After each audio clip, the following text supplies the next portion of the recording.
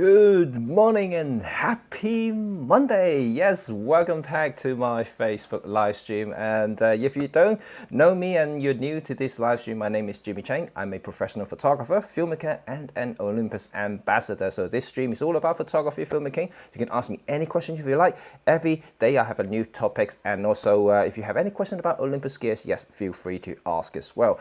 So thank you for watching and welcome back. And we do have a specific title if you haven't seen or noticed in my original post already. It is about lenses.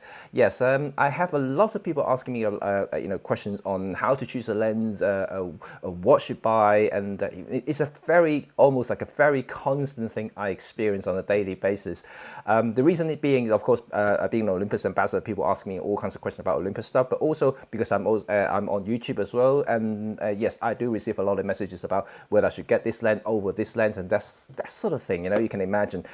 So today I'm going to use this opportunity hopefully to explain a few things about lenses and how you should be choosing one, or why you should be more selective on the amount of lenses you should acquire for the specific type of photography you may be interested in doing. Good morning, Jay. Good morning, Romain. And very good to see you all today. Excellent stuff. Okay, and let me just turn on my noise reduction.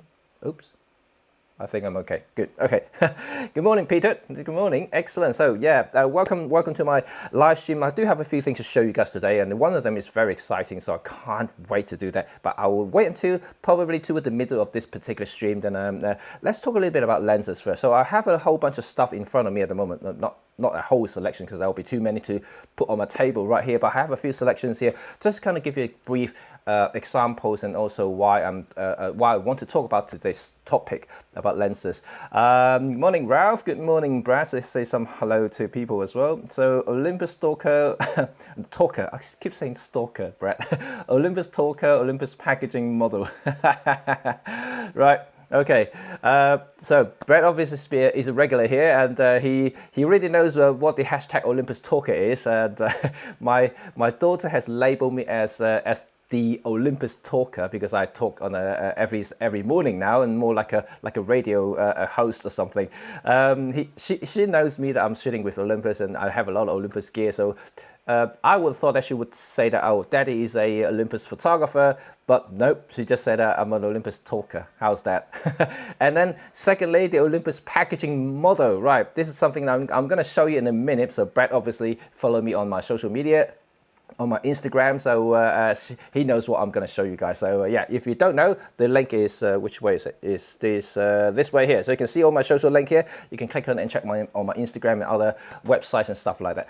Excellent stuff. So let's get crack on. Good morning, Hart. Good morning. Good afternoon, Barana. I'm feeling a little bit hot. Let me just turn on my fan a little bit. Where is my thing gone? Oops. Oh dear me. Right, 1 second. I'll be with you guys in just a moment because I don't want to get too sweaty. There you go, my fan is on, so I'm a little bit cooler now. Excellent stuff. So let's crack on with today's topic, right? Okay, lenses. I don't know how much you guys know about lenses and in the Micro Four Thirds realm, and especially that I recently made a video about Micro Four Thirds is not dead. I'm very serious about it, only because not just because I'm an Olympus ambassador and I support the brand whatsoever. No, I'm talking from a more sensible photographer's point of view. Why a platform, a format, don't simply die especially when there is actually a market, a mature ecosystem. And this is exactly what I want to talk about in the lenses department, especially in the Micro Four Thirds world. Because at the moment we have absolutely tons and tons of Micro Four Thirds partners and collaborators within the actual industry.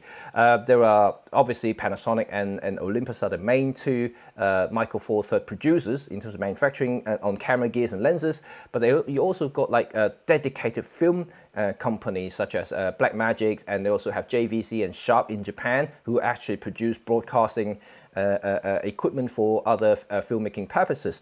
So like also supporting Micro Four Thirds platform. They also produce cameras, video cameras, specifically for the Micro Four Thirds stuff. And on top of that, you now have other lens manufacturers. Some of them are from China, and one of them that I really enjoy using is Laowa stuff. You haven't seen some of the reviews I've done on YouTube channel. You could go and go to my YouTube channel and check some of the reviews I've done for the little lenses like this one. I'm going to talk about these in a minute. So yeah, so there is a lot of things going on there. So I don't think anyone should be worried about it. For years to come. I can't obviously guarantee what's going to happen in like 10, 15 years time, and nobody knows what's going to happen in the world, right? So, but at this moment in time, I think we are pretty safe, we are pretty okay, and ultimately we are creators, we are photographers and filmmakers, right? We are here to make beautiful photos and videos, and that's what you should be care about. And gears is something that will help you achieving what you want to do. But at the moment, of course, I totally enjoy using my Olympus stuff, and this is why I am here to talk about Micro Four Thirds. Okay, good stuff here. And so why I would say about be selective in my title there, okay, there are a lot of people who simply like to acquire lenses, being a collector, just simply to collect the entire range of lenses. There are people who are basically on a budget, so they can't afford all of those lenses. They would just try to choose one or two lenses that will work for them. And there are people who work like myself as a professional, so I get lenses when I need to get those focal lengths or certain look and aesthetics from a lens. So there are a whole bunch of mixtures here, and different people having different requirements. But ultimately, I actually want to say to you guys that there are, because of the choices that we have now, you do you do have to make a purchase decision before you actually go on and do something. I know even like Sigma and all the other companies are also producing Micro Four Thirds lenses. So there are really like hundreds and hundreds of choices now for anything on the Micro Four Thirds. In fact, if you use an adapter, you can even adapt some of the other full frame lenses onto Micro Four Thirds as well. So there you go. Because of mirrorless, the imagination is almost unlimited. You've got all kinds of combinations you can utilize to create any sort of look that you want. And good morning, Jason. Morning, Brianna. Brianna. So what you have here? I heard you talked about the M10. Right. And okay. Right. We're going to come back to that maybe towards the end of the stream, right? And let's talk a little bit about lenses. So a lot of you guys obviously know how Olympus works at the moment. So they have 3 levels of lenses. They have the kit lenses, basically the cheapest range, and then they have the premium lenses, and then they finally have the pro lenses. Just a brief thing that I want to talk about these 3 levels. Similarly will happen on the Panasonic side. So the kit lenses are usually the lenses that come with the camera. Usually in the lower end cameras like the EM10, the EPL, or even the EM5, they have some sort of kit lenses that attach to them. They are usually fairly slow apertures. But let me also give you something that we're assuring you that kit lenses actually aren't that bad at all in modern digital world. Simply because, design has improved quite significantly over the last 10 years. And also, they can actually do a lot of things that you probably can't imagine doing, such as size, for instance. One of those pancake lenses on Olympus and the kit lens, at 12 to 35 or 40, is absolutely tiny for what it is. When I look back in my film days, when I was a younger photographer, I had these kit lenses come from the Canon SLRs, and I'm talking about film, not DSLR, SLR. Compared to today's kit lenses are way sharper and produce way more pleasing results compared to the older stuff. So that shows you that unless you are really chasing for pixel peeping, you're just a generalist. You just want to have a good camera that can go out with you and just shoot around and have fun. I think kit lenses are actually pretty good. You don't really need to spend more unless you outgrow your capabilities and what the lens can actually provide you, such as if you want to starting to find out that, I shoot low light a lot, so that means that lens may not be fast enough for you, like in terms of aperture size. Then you may want to invest in maybe a premium lens and open up a little bit more in terms of creativity in low light, such as 1.8 or even 1.2 lenses. So they are actually okay. If the majority of the time just like snapping around during the day or go travel, kit lenses are actually not that bad at all. Then move on to the premium lenses, kind of already mentioned. The premium lenses are usually made with metal, and then they are pretty good in terms of image quality. They are very, very sharp, very contrasty. I reviewed a whole bunch of premium lenses on my channel. I love almost all of them. The constructions, and most of them are metal. There are some plastic premium lenses, such as the 45 1.8 here, but it does have really fantastic optical quality here. I mean, even today, I still don't know actually how Olympus can produce a lens this cheap and has such an optical quality. It may not have the 1.2 aperture, but look at the size of this thing. You know, like you can imagine throwing onto any sort of body and make your camera suddenly shrunk in 2 sizes, and you can just shoot all day long, you know, without having to feel any aching hands and wrists and your body or anything like that. It's just a fantastic lens here. And then finally, you have the pro lenses, which are usually the fastest, also have the best build quality, all the bells and whistles in terms of features. And things like the 25 1.2 that I have right here on the EM1 Mark II is that, you know, it has feather bokeh, which is one of the characteristics about rendering of the outer focus area, and also like it's fully metal body. Fully weather sealed. It has the manual clutch, and then it has the function buttons on the lens itself. In generally, it is a fantastic lens. But the only thing about these things, obviously, is the cost. You know, it costs more than double the premium lenses, and also is definitely a lot heavy and bigger to carry. So if you compare the size side by side between the premium lens and the pro lens, is quite a big difference there. In terms of weight, of course, you know, it does weigh quite a bit more than the normal, but compared to full size, it's still, you know, there's still no comparison. It's still small, still light compared to full frame equivalent. So I don't think that they are actually that heavy at all. But because of the price, you may have to think whether you do need this sort of build quality, whether you do need this sort of weather sealedness, whether you do need to shoot 1.2. If you don't, you know, haven't been following this live stream and also my other stream on YouTube, I have been talking about the bokeh issues. You know, having a big aperture doesn't always equal to that, meaning that you have to shoot wide open exclusively. You know, it doesn't mean that you have to shoot 1.2 bright daylight just because you want the bokeh, things like that. You have to think deeper a little bit about photography and how you construct your photo, how you compose your photo, make sure that, you know, you're showing all the elements that you want to see, or all your viewers want to see. So you have to decide on that particular fact. 1.2, yes, it does have really lovely shallow depth of field. It does have a lot of lovely feather bokeh there, but you have to make sure that you don't overdo it by keeping blurring out everything that you want to shoot. For me, 1.2, the benefit that I have 1.2 is that I can shoot low light, and because of this environment that I shoot with a lot of the time involving very challenging lighting conditions, and 1.2 does give me the flexibility to go ahead and shoot without having to worry about too much in terms of high ISO performances and things like that, because it does help. Even when the 1.8 and 1.2, even 1.8 is fairly big already, but let's say if I'm in a church shooting a bride, for instance, having 1.2 and 1.8, the difference between ISO performance can be significant. Instead of using like ISO 3200, I can actually use ISO 800 to do the same shot. So this is actually pretty awesome. So so you can imagine that the benefit having a 1.2 lens in low light situation, not necessarily about bokehs and shallow depth of field. But okay, let's finally talk a little bit about other manufacturers. I have a couple of things here, and I have way more, but then I don't want to take it all out. So the Laowa is another thing that I want to talk to you guys about. So in terms of third-party manufacturers, I know Sigma also do some autofocus lenses for Micro Four Third as well, and so yeah, you don't have to worry about in terms of choices. Like I mentioned earlier, you do have significant amount of lens choices out there. But Laowa is actually pretty good if you are very old school and very you know, wanting something that currently Olympus doesn't really offer.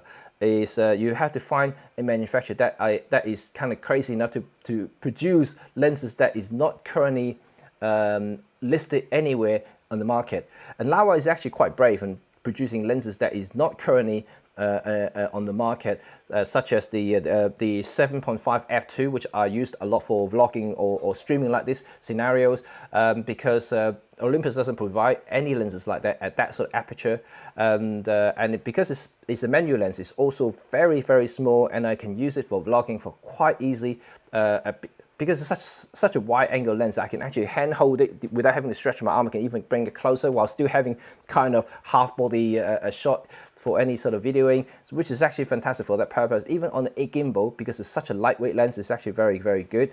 And this particular one here, this 9 millimeters f2.8 0D is great for gimbal work, and if you are videographer, filmmakers and stuff like that, this lens is actually pretty awesome. It also uses a 49 millimeters filter thread, which is actually fairly common and fairly cheap to buy, so you can actually get NDs and circular polarizers very easily for this particular lens, and without having too much weight to it. That means it's great for attaching these sort of lenses on any sort of micro four thirds body and use it on the gimbal. You don't really want a heavy lens such as the 25 1.2 or the 17 1.2, because they are quite a bit heavy. It will strain the motor on the gimbal quite a bit if you want to do something like that. So I always use a lighter lens on the gimbal, or even a drone, for instance. You really want to use a much lighter and smaller lenses for that. Then I'm going to talk about another one here. This one is Per Gear, and is obviously another brand that you may not have heard of, but they do produce micro four thirds mount lenses. Very similar to Laowa, they are both manual lenses, but the difference is obviously build quality and also the overall optical quality. This guy here is not as well made as Laowa, and then also not as sharp as Laowa, but the benefit is cheap. It's really cheap, and I'm talking about like $50 cheap. Yeah, this thing is really, it's a real lens. It's actually metal as well, which is kind of surprising. But anyway, so a $50 lens, compared to, let's say, a couple of hundred, maybe $300, and then you go over to like $1,000. So there is a lot of things that suit every type of budget in the micro four thirds world. So whether you are just beginners starting out, and then you are probably outgrow your kit lens, you want to move up, maybe have a prime, and then you just learning photography, you're starting from scratch, and you're learning all about menu stuff, so you should be fairly fluent with menu control. In that case, these sort of menu lenses are really good for that purpose. And in fact, a lot of the Olympus camera now have features that will allow you to shoot menu focusing fairly easily, such as peaking and magnify, so you can punch in and check all the critical sharpness if you really need to. And for me, I'm fairly sufficient, efficient in operating any of these manual lenses on the fly, just because I grow up with menu focusing lenses, so I'm actually pretty okay with that. Although, having said that, I do see the convenience of having autofocus on all the latest Olympus lenses, or in fact all the Panasonic or even Sigma lenses. So you have to weigh yourself whether you will pay the extra for buying all the pro lenses, all the autofocus lenses. Of course, they all have the manual option. If you want to, you can actually have a kind of like a quick touch, and then you can becoming manual lenses on its own. You can do several things with the autofocus lenses, because you can have both auto and manual focus. So really depending on your skill sets, whether you do need the manual focusing actions. I know macro photographer a lot, and landscape photographer use a lot of manual focus. Actually, they rarely use autofocus, even though they stop down and to achieve their shots. But a lot of the time they actually do manual focus and punch in to check all the sharpness, making sure that everything they want in the frame is pinch up. So that's why they use manual focus. In that case, a lot of the manual lenses actually make sense, because they don't actually use the autofocus features at all. But for a lot of other people, such as portrait guys, documentary guys, they're relying on a lot of autofocus action, and in that case, these may not be the first choice, and they're probably looking at something like the Olympus or Panasonic autofocus lenses, and which are something that they may want to invest in. Okay, let's have a quick look at a lot of you go. Oh, Kevin is here. Hello, Jimmy. Right, let's see, guys, and I'm going to talk a little bit of it first. And Roman asked, there are only a few lenses I want to buy right now: the 45 1.2, 17 1.8, 75 1.8. Wow. That's not only a few lenses, mate. That's quite a few there. But I can tell you all about those ones. 44 1.2 is a magnificent portrait lens for Olympus, especially for the rendering. It's absolutely fantastic. It looks exactly the same as the 25 and the 17 1.2, which I have right here. The 17 1.8 is actually really good. And I just so you know, Laowa does also produce a 17 1.8 as well, and which I also review. I don't know if you've seen my video on that. The 17 1.8 is actually pretty amazing on the Laowa. Very equal in terms of image quality, and just one is manual focus, one is autofocus. Neither of them are weather sealed anyway, so it doesn't really matter. But the benefit, depending on what sort of thing you're going to do with the 17, is that because being a manual lens, it doesn't really matter when it comes to weather sealedness or not. Obviously, if it's weather sealed, it's slightly better, but because it's manual, it's no electronic inside, so unlikely you're going to have a problem if you do shoot in the rain. Just make sure they have to dry off quickly, then that should be fine. But electronic stuff, always a little bit of a danger there, even though I do shoot the 17 1.8 in the rain sometimes, but with the full manual lens, that's the benefit of having no electronics sometimes. And the 75 1.8 is absolutely stunning, really stunning. I love that lens, just so sharp, it's mind-blowingly sharp. You almost like needle pointing, like really poking your eyeballs. It's so sharp there. I love that lens there. The thing is that this lens is not for me, but you haven't tried it or you've tried it, you love it, then that's really your lens. For me, I think just a little bit too long, the 75, because it's 150 equivalent. But you know, I used 120 lenses in full frame before when I was a Canon guy, which is actually a good focal length. But once again, because of my style of shooting, I do shoot far, I shoot close to my subject. So 45 is kind of almost like the longest I would use. I would usually use 17 or 25. This is kind of like the two longest focal length I use. 70-14, 2.8, cool stuff, ultra wide, and 24 1.2. Yeah, that is really, really something as well, which is another lens I use a lot next to my 17 1.2. These are the two lenses that I use a lot for my commercial stuff. And okay, and let's see, brother. You said that you saw my video talking about EM10, and yeah, I talked a little bit about it, and also 1.8 weather seal primes, right? Okay, today is about lenses, so I'm not going to talk about the EM10 Mark IV because I'm only speculating it, I'm only making a wish list for it. So let's talk a little bit about lenses. 1.8 weather seal lenses, of course it will be great, right? And don't forget, anytime when you add something weather seal thing into a lens, it will make it a little bit bulkier because they have to put O-rings and seals and all this other stuff, and they have to work on the internals and make sure there is enough space for all the other stuff they want to put in it, like the MSC motors and stuff. So you know, having a weather seal prime means that they have to reintroduce a whole line of lenses. This may come, I think, not immediately, I think, but this may come when they want to upgrade a new sensor. For instance, bringing in high resolutions, they want to utilize that time to maybe reintroduce sharper lenses, then they will put in weather seal. But I'm not entirely sure whether they will eventually do that, where they may want to reserve the weather seal for only the pro level lenses. I know Fujifilm did similar for the f2 lenses, where they bring in weather seal for those lenses. So you never know. You know, it's solely depending on how the marketing strategy is going to go, and whether they really don't want to blur the line too much between the mid-level premium lens and the pro level lenses. So it's give and take, you know, just really don't know at this moment in time. But until we see a brand new lenses, I don't think as a brand new sensor, you wouldn't be able to see new set of premium lenses at the earliest. So that we'll see when that comes. Jay, any photographer business tips in any streams coming up? If you want to learn about business tips, of course I have loads of business tips, and because this is something that I find it quite interesting. Because every time I talk about business tips, yeah, I rarely see anybody respond.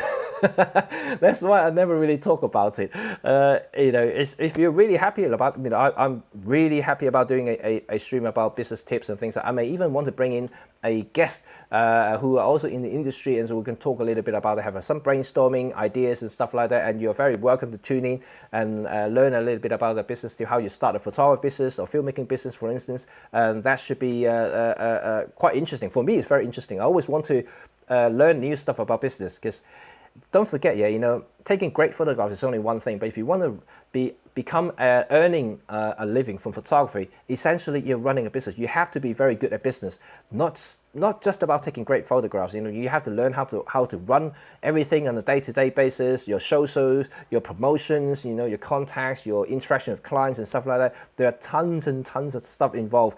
If you're running a photography or filmmaking business, the actual photography section is only ever so small in the entire business operation.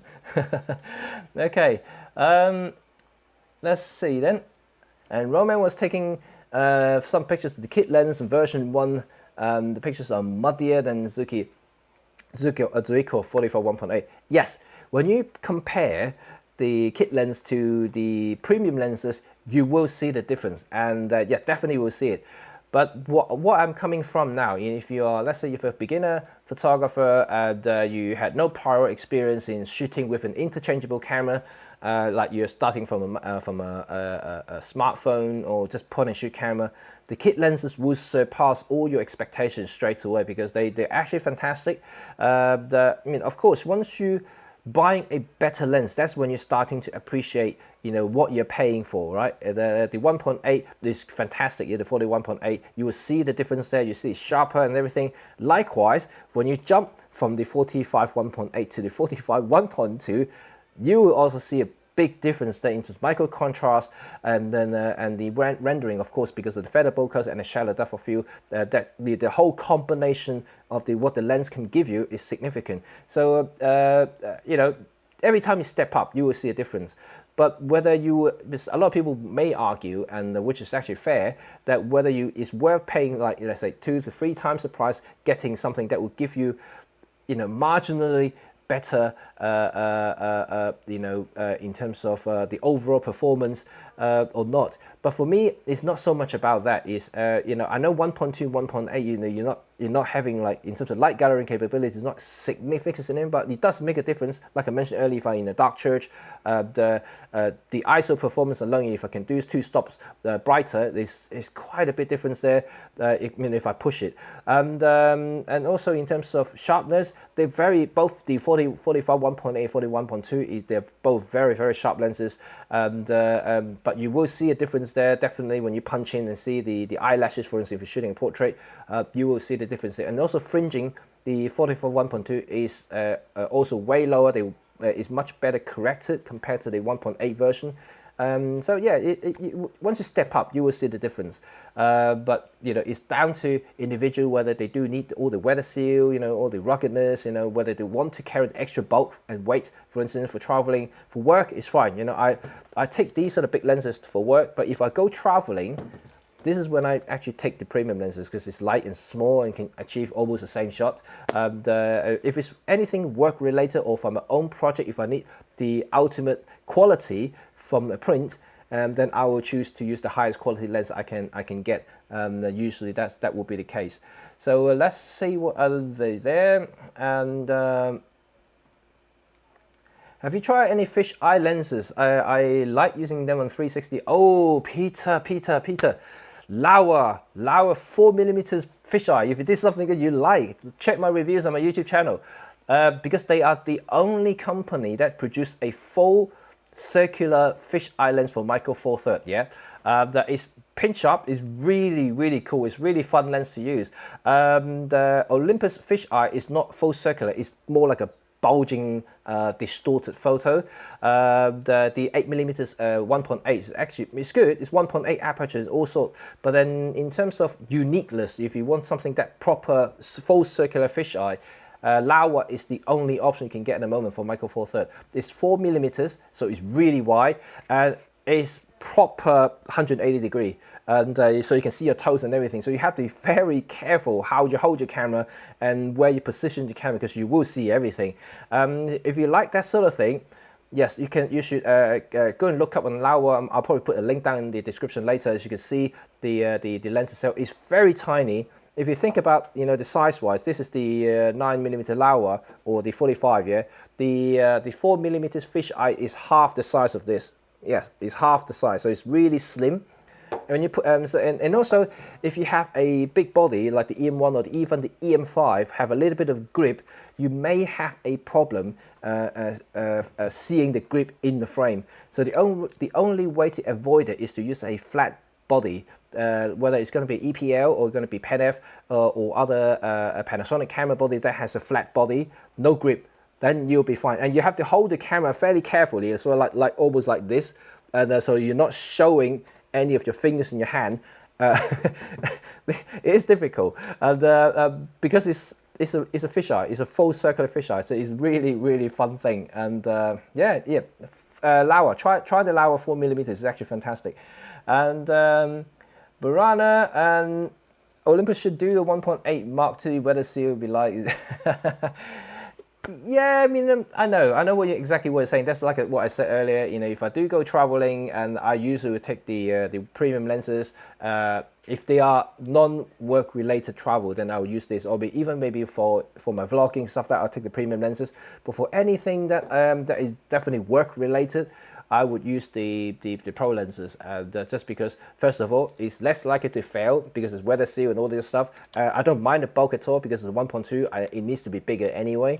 I have my own uses for the pro lenses, and the premium lenses also come in handy whenever I want it to be light and stuff like that. Let's get a coffee when it's safe. Of course, come and meet me for coffee. Very welcome to do that. And portraits make you look like cricket. Ralph, good morning. Good morning. Welcome to join me. Yeah, absolutely. And what else is though? And there's something that I also want to tell you that obviously I say the Laowa, the Pergear, Sigma, all the others are really fantastic options out there. But when it comes to certain lenses, like zoom lenses, for instance, this is when a time when you have to go with the originals manufacturers, so whether it's going to be Panasonic or Olympus, because so far I haven't seen at least at this moment in time, I haven't seen any other manufacturers that actually have produced a micro four thirds mount zoom lens for Olympus or Panasonic. You know, if you want to use something like this, especially if you want to use the teleconverters, then you will have to go with either Olympus or Panasonic own brand zoom lenses, because yeah, you can't go with any other options out there because there is none. But other than that, and there are absolutely tons of choices there to choose from for any sort of application, for all sorts of budget. Like I mentioned, you know, you go from like really cheap $50 all the way to £1,500, you know, that kind of thing. It just, there is definitely a whole bunch of stuff out there, but be selective, and you kind of like go back to whether you have to assess what's the lenses you need. I know it can be very easy to draw into the conclusion I need this lens for that and this and that, but how often do you shoot them, and how your budget looking? You know, like I mentioned a lot of the time, that more in the philosophical level, is that I always suggest people to get one body and maybe a couple of lenses, one general lens. It could be a 12 to 40 zoom, which is a really general a lens that can cover most of the focal length that you need. Then maybe one or two really good fast prime lenses for specific purposes, like portraits, like the 25 or the 44 1.8, for instance. Is more than sufficient.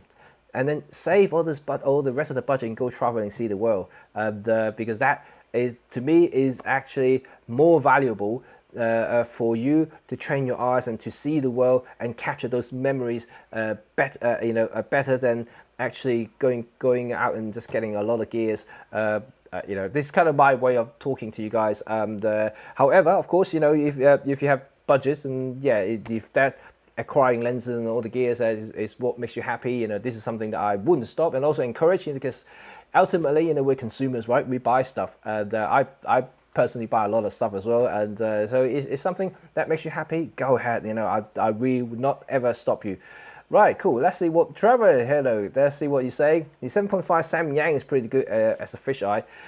Yeah, it's pretty good, but I still think the Laowa beats it because it's 4mm. It's just that lens is crazy. That lens is just is absolutely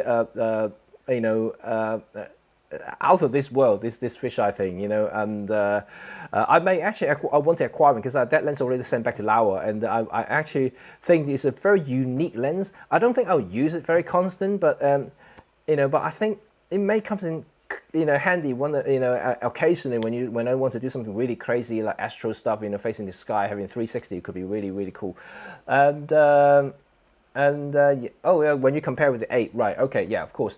But then the Olympus has a 1.8 aperture, and that's when it comes in on its own, because it's such a wide aperture fisheye lens, and even though it's not full circular fisheye, 1.8 comes in really handy if you want to shoot some night sky, for instance, starry sky stuff, and that is really, really good. Because 3.5 is just a tad slow for that purpose.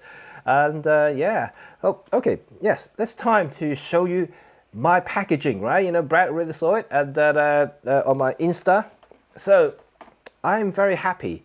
I'm super, super stoked about this. Right, there we go. This is the latest Olympus vlogger kit. Can you see? This is the EM5 Mark III with the 12mm f2 prime, the LSP4, and the whole kit, including the Gorilla Pods, all the cables, and that sexy square metal lens hood that you guys all love. That sexy lens hood. Let me just give you that sexy lens hood. Yes, this very sexy lens hood here, and then you all love this here. It's all included in that box. And if you look at the overall values, if you just so happen to looking into EM5 Mark III, looking into this 12mm lens and the hood and all the accessories and everything like that, this kit actually is pretty good value, because if you just buy the lens on its own, buy the hood, buy the body, it almost come up to the kit's price. And but now what they give you extra, of course, is the Gorilla Pod, and also the shot mount gun, and all the windshields, and the LSP4 recorder. So you get a whole lot more in this kit. And yeah, of course, the most important thing, it's not just about the kit though, it's my face. It's my face. My face is on the box. Yeah, cool, right? And I am just really, really happy to see my face on the box. I've never imagined that my box would be in one of the boxes, let alone Olympus stuff. This is just crazy. This is really cool. I'm just super stoked about this kit here. So I'm going to do a video on this one on my YouTube, so you can stay tuned for the vlogger kit unboxing, and also talk a little bit about the entire kit on its own, even though I've made so many videos on EM5 already, but it's still worth mentioning since my face is on it, and so it will be really good, right? Cool stuff. And I'm still happy. I mean, I received it a couple of days ago through the door, and then I saw the big giant brown box. I just didn't know what it was until I saw the Olympus, and I thought, yeah, that might be it, and when I opened it, yeah, my face was on the box. I was just over the moon, and I just went up there and just opened a beer. Okay, and thanks, Jay, thanks. Okay, what about the other one? Rise Spray 7.5 2. Rise Spray? I don't think I've heard of that brand before, and I'll go and Google it now. But you can see now, Brian, I also see another brand of making Micro Four Thirds mount lenses. That's something. Okay, cool. Right. Any other question you may want to ask me? Of course, you're very welcome. If you have some other question later on, you're very welcome to message me directly, or either through Facebook, Instagram, or YouTube. It's entirely up to you. I'm gonna have a very interesting topic to talk about this Wednesday on my YouTube, Photography 101 live at 3 p.m. London time, BST. So you can check it, and remember to put on the bell notification, subscribe to that the video so you know when it comes live. Also, this week, of course, we're going to have loads more contents coming up, and for this particular live stream that I do every morning between 11 to 11:30. Tomorrow, depending on the weather, I may want to do a live stream special. So like if you guys want to learn a little bit more about streaming, also utilizing your fantastic Olympus camera that you already have the face and also hybrid AF system, then you may want to utilize the continued autofocus for streaming scenarios like this. This will be the content for you. That will be really cool.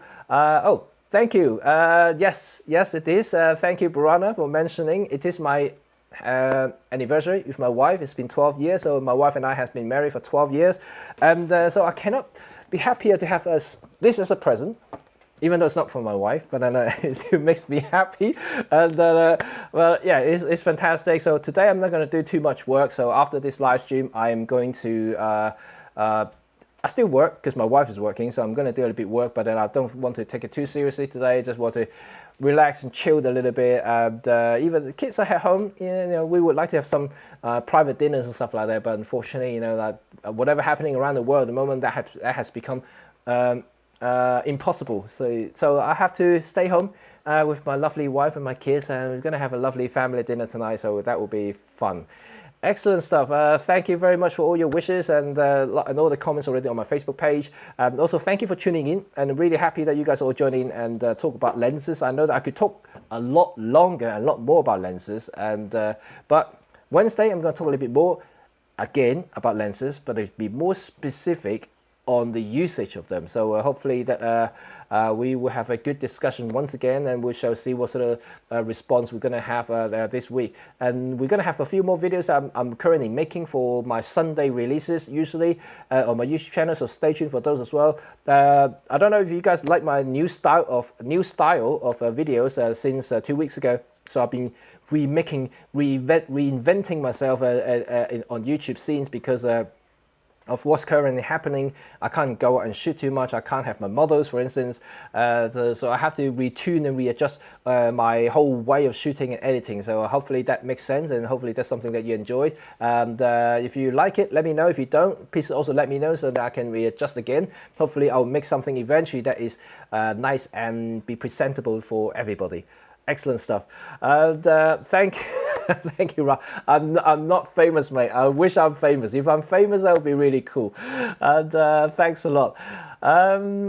Okay. Oh, Jason's need a session on live stream setup. Okay. I know Ralph's is into it as well. So maybe I would set one up tomorrow. And I will check on to the weather forecast, because I would like to demonstrate once again the wireless streaming setup that I have as well, because it's actually fantastic stuff. It will open up a lot of new opportunities and creativity wise. Also having a completely wireless streaming setup, and so this is something I would like to do. Depending on obviously the weather, because if it's raining outside, then I will be able to take my camera away and go outside and do something. So we shall see what's going to happen. And and everyone to say, Jimmy Cheng is won the box. Yeah. I wish I can distribute boxes. That would be cool. Oh, by the way, yes. And before I finish the stream today, photo competition. Remember a few weeks ago I mentioned about photo competition? It is happening. I hope you guys will be enjoying it, and I hope all of you participate. There will be prizes. At the moment, the only thing that I'm not releasing details at the moment. I'm trying to work on the sponsors. So once I have the prizes in hand, and then I will let you know exactly what's going on. And what sort of prizes you'll be able to win. I cannot wait to share that, because it will be a fun thing, right, for everybody. I hope everyone will enjoy this, and if this becoming big, hopefully I will carry on doing this photo competition on a yearly basis. It will be becoming an event, hopefully, and yeah, I can't wait to do something different and do something that everybody enjoys, and hopefully everyone would be able to participate and get something, right, free, right, kind of free. And yeah, I may actually thinking about it, because I may actually want to impose a small entry fee only to cover the postage for the price. Because this is an open competition, so it's going to be worldwide, so you have to cover the postage of the prices. If someone from abroad wins it, then I have to make sure that it can be posted out, and not directly out of my pocket. So I don't earn anything from organizing this competition. So I'm hoping that cost will be covered. So hopefully that will be okay for everybody. So it's going to be a small charge. I'm pretty sure if there is a lot of entrance there, there will be more than enough to cover all the postage and stuff like that. So it's just a advanced warning, but it's going to be really minimum. So hopefully you guys will join in. There will be different categories, so there'll be something for everybody. We shall see. Okay, awesome stuff. And Roman wants to win a Pen F2. I want to win that too. If that is there, I'm gonna grab it. Great stuff. So thank you for joining me once again, and Hope you guys enjoyed today's stream. I know it's Monday. I know it's something that not everybody's looking forward to, especially you guys, if any of you are working at the moment. But hopefully I give you a 30 minutes of smiles and talk a little bit about something you like, photography, Olympus, of course, and continue your journey ahead for the foreseeable future in photography and filmmaking in this creative world. Fantastic. Oh, I've got one last comment here before I end. I want a 10mm 1.2 or 1.4. Wouldn't that be great, Hendrik? I would like to see, whether it's going to be Olympus, whether it's going to be Panasonic, I want to see an ultra wide with super big aperture. I actually do want it. I seriously want it as well. I know the Panasonic currently has the 12mm 1.4, which is okay, but it's just huge, that thing. And also that's got quite a lot of fringing going as well, which is something that I much prefer. That this is another thing why I prefer the Olympus lenses more than the Panasonic lenses so far. Panasonic lenses are great, but it's the fringings that is really determined from getting Panasonic lenses. I had a couple before, but I had to revert back to Olympus because they are actually better in terms of fringe control. I mean, like chromatic aberrations. It's way better control in the Olympus lenses than the Panasonic lenses. It could be a profile issues. I'm not entirely sure because in-body does some sort of corrections itself. But overall, I do think that the Olympus does perform better in the fringing side of it. But I'm waiting someone to produce either going to be a 9, whether going to be a 10. I don't care. I want a 1.4, 1.2 lens. Yeah, like you said, Hendrik, I think very good. Excellent stuff. Excellent stuff. Okay, stay safe, everyone. Burana, indeed, stay safe. And of course, we are still in this together, this sort of environment, and hoping that I will bring you guys together as creative, as a whole bunch of friends and photographer, filmmakers, creative, whoever you name yourself, all together and having fun and smile. Not so much about a gear, of course, I'm an ambassador and I'm here, I'm with Olympus and everything, but ultimately, we're all friends here. There is no enemy. We want to talk about pictures. We want to talk about videos. We want to talk about things that will inspire each other to do photography, right? Excellent stuff. This is what I want to hear because we are a very good community here. Nobody talking about anyone is dead. Nobody's talking about anything is going away or going or whatever. We're not negative people here. Excellent stuff. Thank you guys, and I'm going to speak to you guys tomorrow once again, and stay tuned for my later post tonight and about tomorrow's topic. So I'll check the forecast. If the forecast is good, I'm going to do a live stream streaming setup tutorial or a live stream special. Okay, so I'll do that tomorrow if the weather is good. If not, I'm going to think about another topic. So that will come though whenever the weather is as good as today. I'll do it. Looks like the summer is coming back again, so that's great. All right, see you guys later, and all enjoy yourself and have a good day. Bye for now.